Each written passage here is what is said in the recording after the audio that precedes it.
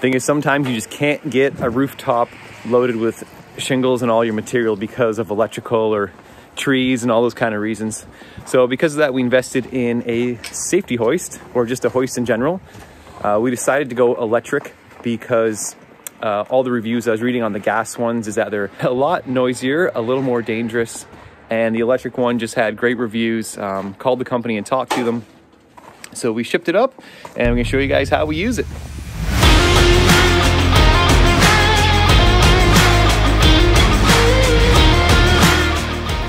All right, here's our pile of shingles. And we need to get them way up there.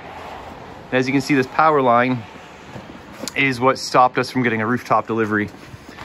So we have them placed here.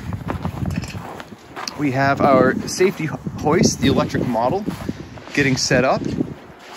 Takes about 20 to 30 minutes to set it up completely.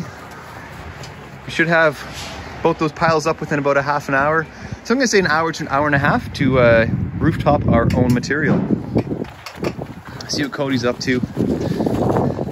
So these are the plates that put the pieces of ladder together. We got 8-foot lengths and then 4-foot lengths if you need. He's working on those.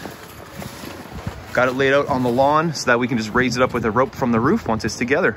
All right, here we go. So now we're seaming together the 8-foot sections. Comes with a small bolt and a lock nut. Make sure you don't over tighten when everything's aluminum. Don't want to round anything out. And that is the structure.